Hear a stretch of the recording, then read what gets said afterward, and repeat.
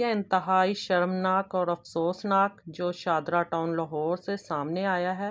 کچھ عرصے سے اطلاعات مل رہی تھی کہ قبرستانوں سے جو لاشیں ہیں وہ غائب ہو رہی ہیں۔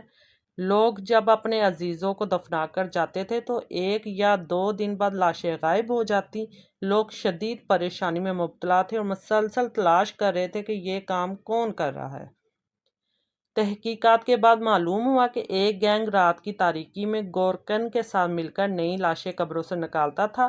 اس کے بعد ان لاشوں کو شادرہ ٹاؤن میں ایک فیکٹری میں لے جایا جاتا جہاں ان کا گوشت الگ کر کے قیمہ بنایا جاتا اور ہوٹلوں میں تقسیم کیا جاتا، جبکہ ہڈیوں کو پیس کر دریا میں پھینک دیا جاتا تھا۔ یہ گینگ تقریباً 6 سے 7 ماہ سے یہ کام کر رہا تھا اور کئی قبرستانوں سے لاشیں نکالی جا چکی تھی جن میں مرد اور خواتین دونوں شامل تھے۔ اس گینگ میں رخسانہ بی بی نامی خاتون سمیت 4 سے 5 افراد شامل تھے۔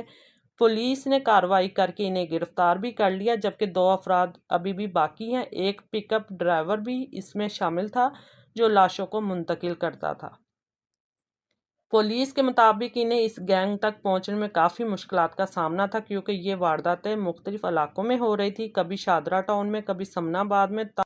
تاہم ایک کارروائی کے دوران ایک پک اپ گاڑی کو پکڑا گیا جس میں لاش منتقل کی جا رہی تھی، جس کے بعد پوری تفتیش سامنے آئی اور پھر فیصلہ ہوا کہ آخر اس کے پیچھے کس کا ہاتھ ہے۔ ایک اور واقعہ جس نے سوشل میڈیا پر ہلچل مچا دی ہے وہ قرآن مجید کی بے حرمتی کا کیس ہے۔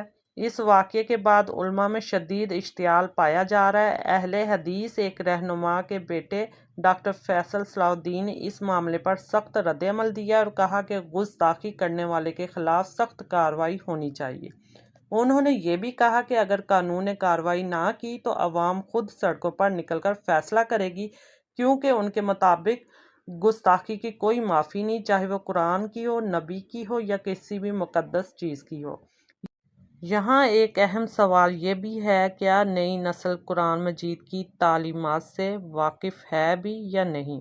اگر ہم 100 افراد کی بات کریں گے تو شاید صرف 10 سے 15 افراد ایسے ہوں گے جنہیں قرآن کی صحیح تعلیم اور سمجھ حاصل ہے، باقی جبکہ 80 سے 90% افراد اس سے بالکل نا